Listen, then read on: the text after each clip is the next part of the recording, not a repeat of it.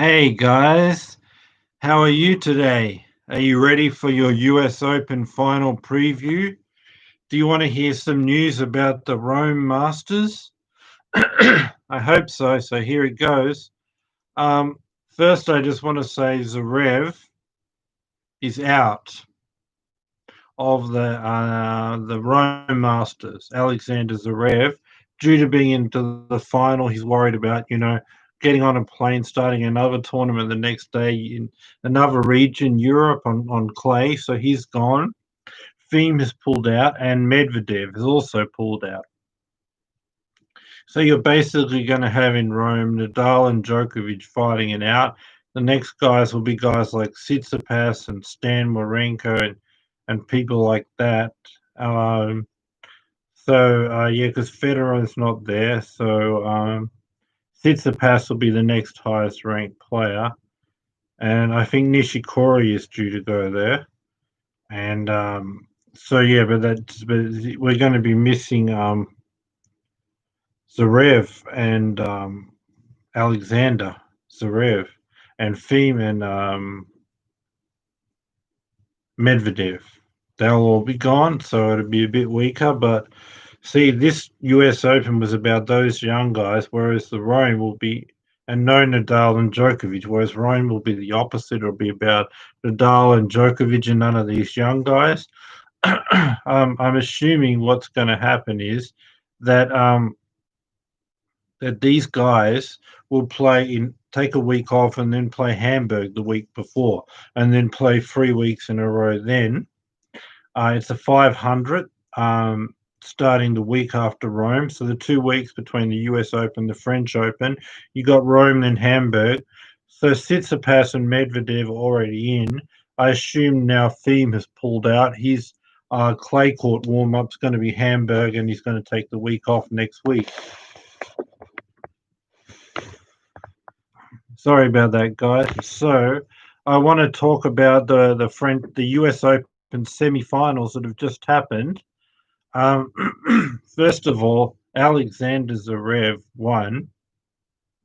He completely choked and played horrible the first two sets. All Carreno Busta had to do was keep the ball in. He was up. He was on track. Then he started to think about, I'm up 2 sets to love. I'm going to be in my first Grand Slam final. He got just as nervous as Zverev. Zverev said, if this guy's playing even worse than me now, what do I have to fear or worry or be nervous about?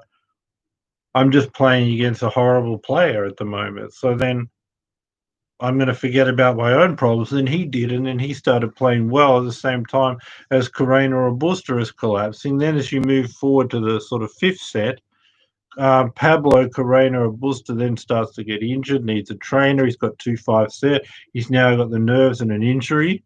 And Zverev just thinks, yeah, I'm nervous. I'm going to be in a final. But like, this is just like playing someone in a junior tour. So why should I be nervous? So it all went away. He continued to play well, broke again in the fifth set, and then I think twice broke early in the set and broke at the end to end the match. And then now he's in the final. When he was all panicking and he was all nervous and all of that. So that's that. That's that one. The next thing on the agenda is the Medvedev Thiem semi-final.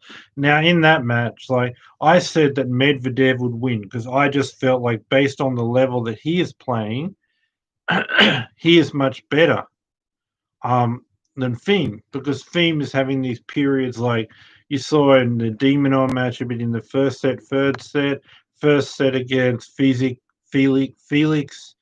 the third and sort of fourth set against Cilic. But Medvedev is solid, especially in the match against Tiafoe and then Rublev, completely destroying them. Really was playing good before that, but really reached a good level.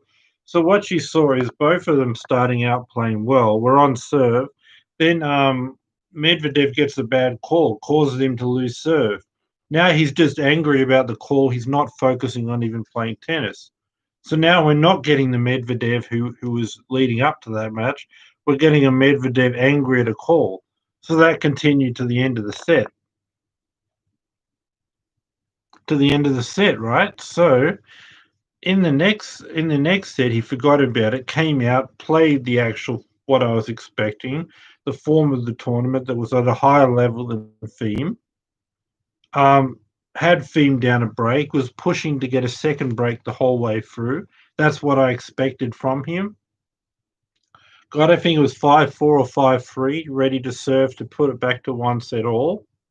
Then Thiem had a couple of good shots, but Medvedev plays a horrible game right there. And he's broken. Then these nerves that he's getting right to the end of the set, including the tiebreak, plays horrible. Now it should be at 1 set all. Now Medvedev is down 2 sets to love. But that level where he dominated for most of the second set, he gets it back in the third. Sammy's up a break, pushing for a second break, really doing well, really playing better than Thiem and doing what you'd expect to do. But then you get to the end of the set, he didn't get a second break. He's serving it out now to make it 2-1. Again, puts in a few errors. He's trying all these chips and drop shots and regular errors, and then just gives it away. And then suddenly Thiem's back on serve. Medvedev's got all the pressure now because he could lose in straight sets after all of this game. Plays a poor tiebreaker. Thiem's playing well still, and then loses that and loses it in straight sets. But really, those two times, those two service games, he was 2 service holds away from not only being 2-set him, which is a great situation, but how much better it is when you're up 2-1 and you've won the last 2 sets. So you got all the momentum, you're confident, you're dominating, you've won all 2 sets in a row. Plus, you're up 2-1, and somehow Thiem would have to switch that around and win 2 sets of his own.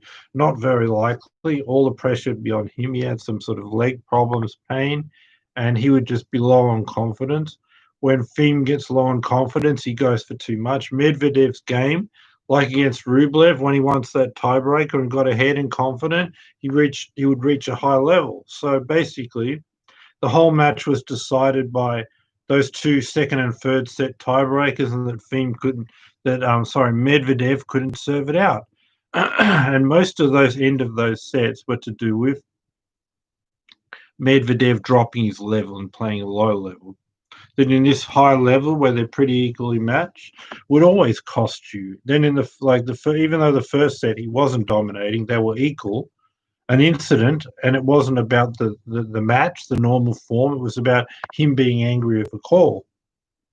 You see, but when Medvedev was playing that form and that level in all the matches leading up, he had it all over Thiem, and that's why I predicted him, because I thought he would do that the whole match. But like I said, 3 periods cost him the anger over the call and not focusing the end of the first set, and then the second and the third sets dominating, doing what I thought he would do, but then just dropping his level to someone who's not even in the top 20 at the end of those sets and giving it away. So it was really, but mostly it was about the end of the second and third set, and it wasn't about Thiem in that time. It was about Medvedev dropping his game, showing that he has it to be all over Thiem, showing it's on his racket, but then just saying right at the critical moment, I'm going to give it away with errors. I'm going to do something that not only I'm not doing in this match, I haven't done in previous matches. It must be the pressure because it's the serving out. That's a pressure-filled game, a tiebreaker at the end of the set. And he really fouled and dropped to a level that he hasn't played really in this tournament. And of course, if you're playing someone like Thiem, free in the world, he's going to take advantage, and he did. So the total points won was very similar in this game. Medvedev actually won more points in both the second and third set, but lost in straight sets. So Medvedev should take out of this that really, if I'm playing my best and I just keep my level, he's usually consistent, right? He'll beat Thiem, not on clay, but on hard court grass indoors. He has the ability to hit the ball flat, move it through the court. And for Thiem to really be effective, he has to have time on the backhand and the forehand. He has a big take back and a big swing. But with the ball these flat balls getting through the court. Thiem doesn't really have the time to get a big swing of the racket to even use his attacking game, so it takes that out.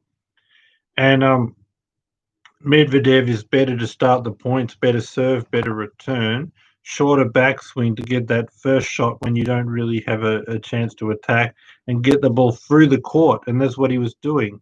And Thiem had no time to use his power. But the thing of it is Medvedev just get that consistent game and hitting the ball flat and deep and taking his time and sort of pushing him around right to left. He needed to be aggressive because he was too passive. Thiem would dominate with the power, but just to be consistent, but sort of pushing him around, not going for lines and winners. But he just went for it and made errors and panicked. So obviously, Thiem was better under pressure. Medvedev may be playing better, but Thiem was better under the pressure. So he won in the moments and he kept a level pretty similar, had a couple of drops, but it was more about them at a similar level and Medvedev better, but then Medvedev dropping at the end of those sets and Medvedev getting angry over the call and sort of losing it in the first set. So now Thiem is in to the final and he's going to be playing Zverev. So let's talk about that now. Really, Thiem, this match with Medvedev, and particularly what Medvedev did in the end of the second and third sets, has given Thiem his first Grand Slam, basically. Zverev won't really have much of a chance. Thiem is going to get this in straight sets. Thiem is more consistent in the rallying game, more powerful to control the rallies. Zverev's a big guy who needs to not get in rallies short on the points, but he's not attacking like that. And then even if he does, Thiem has more power in the rallies. He's more consistent. Even his serve, it's pretty similar.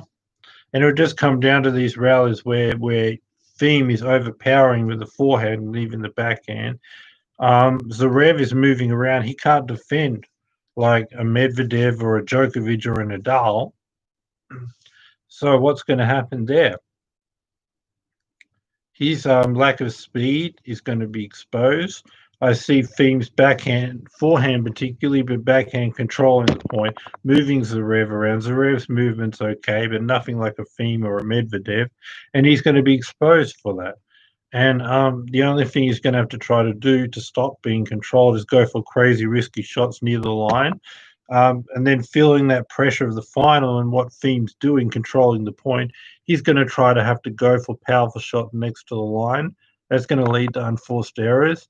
He's going to panic knowing that he needs big serves. You're going to see double faults. And the combination of the pressure of this final and the pressure that he's just getting pushed around all the time. And he can only go for a low percentage shot to get back the control. He doesn't have the consistency, the speed, the shot tolerance, or even the consistent power to be able to get it in as Thiem does. So Thiem is taking this. Thiem is winning his first Grand Slam. And when you really look at the situation, this is his fourth Grand Slam final. He was in the final in the French Open in 2018. He gets Nadal, who's now won 12 French Opens. What could be harder than that? Then again, 2019 French gets Nadal again. What could be harder? You get what I'm saying? Then he gets to play Djokovic, but then not just anywhere. He gets Djokovic at the worst place, the Australian Open. So obviously Djokovic and Nadal are better than Federer at the moment since he's older. So to play the top two in the world and play them at the place of the best, French and Australian Open, that's all Thiem's got really. But now, totally different. US Open against Zverev, the guy who panics, can't handle pressure. This is so much easier and so much better chance for him to take his Grand Slam in his fourth. I mean, he's been in these finals for a while, semi-finals for a while, and now he's going to be the champion. If you think about Thiem's year, he really should have won both of the hard court slams. We've had, at the end of the final, we would have had 2 Grand Slams, right? Both on a hard court. Thiem was up 2-1 in the Australian Open final against Djokovic. He had break points to go up like 3-1 or something in the fourth set. All momentum, not just up 2-1. He won the last 2 sets. He should have won that. And if he won that, which he should have, and he wins tomorrow, which he's really the huge favourite to do, he could have been in a position where he played 2 Grand Slams this year, both on a hard court, and Thiem won both. Really, that's what should have happened, because if he loses tomorrow, it's a real shock. And then it was a shock that he just gave that one away against Djokovic. But much easier situation than he's had in the past.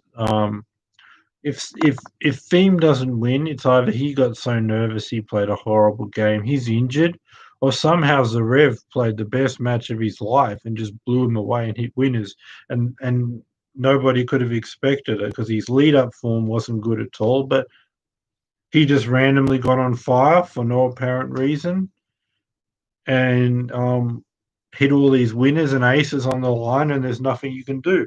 But the chances of that happening are less than 1%. So Thiem is really taking this, and he should have won the Australian Open. He should have won 2 Grand Slams, both on a hard court, with the French Open on his favourite surface to clay. Of course, as good as he is on clay, usually winning almost 2 Grand Slams on a hard court, and then you go to your best surface, you should be even better. You should be untouchable. But then you got Nadal at the French Open. So that's a whole other thing. 12 French Opens, extremely hard to win that. But this time it'll be much easier. Zverev in a US Open final, and Thiem's going to take it in straight sets. That's what I'm going to say. So yeah, like I said, it looks like Thiem will play in. He's out of Rome. Will play Hamburg as a lead up the week before the French Open, and Tsitsipas will be there in Hamburg, and Medvedev will be there. Zverev should be there because that's the only time he'll play. But all of these guys won't play at Rome. But Nadal and Djokovic and Tsitsipas and Stan Wawrinka and Monfils and all these guys will be in Rome. So it's like we're going to see like the two, like as far as seeing a clay court tournament leading up to the French Open to get Nadal, Djokovic, Thiem, Medvedev, and Zverev in one place, you won't see it. That's what it means. One tournament, you'll see Zverev, Thiem, and Medvedev, and the other you'll see Djokovic and Nadal, which will be Rome, and the other will be Hamburg. So thanks for tuning in, and don't forget to subscribe, like the video, give me the thumbs up, do the bell notification so I can say. I'm going to do my next video should be a preview of Rome, a review of the US Open final. We'll be talking, I'm sure, about Thiem's first Slam title, and that's it. And then, of course, I'm going to do videos about Rome throughout the week, and then I'll be with you for Hamburg and then the French Open, and then hopefully the indoor season after that. So remember, your subscription is worth it because we've got a lot to talk about. I've got an interview with Federer in about a month. We'll be going live to his home, and we'll be talking about how he's coming back and ready for Australia, the Australian Open in January, and the whole of 2021. So that's that, and yeah, have a great day, night, wherever you are, and the thumbs up. Bye for now.